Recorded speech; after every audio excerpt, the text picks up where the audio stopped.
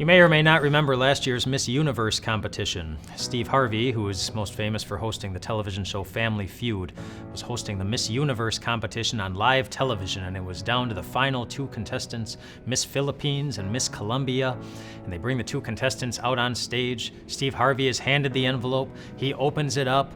The ladies are nervous. They're holding their hands, and Steve Harvey announces that the winner of the Miss Universe competition is Miss Colombia, and everybody cheers, and it's awesome, and everybody's happy, and there's confetti and all these different things, and everybody's really excited that Miss Colombia has won until about 3 minutes later, Steve Harvey comes back onto the stage and announces in front of the whole audience that he said the wrong name.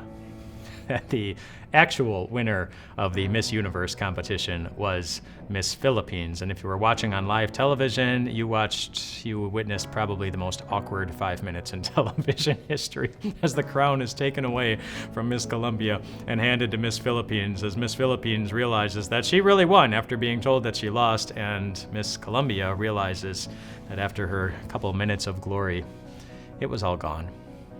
I think of that.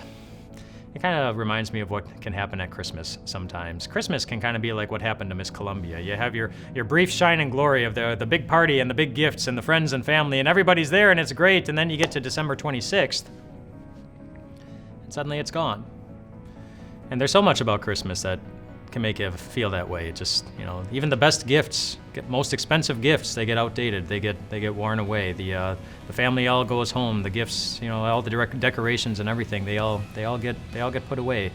The joy of Christmas often doesn't last, which is why it's important to remember what the gift is that God gave us at the very first Christmas. As the angel was talking to Mary, announcing to her that she was going to carry the Savior of the world in her womb, she said, the angel said a lot of different things, but one of the very important things she said was this, is that his kingdom, the kingdom of the Savior that she would give birth to, will never end. It will never end. It wouldn't be a short-term celebration. It would be long-term, something you would be able to celebrate every day.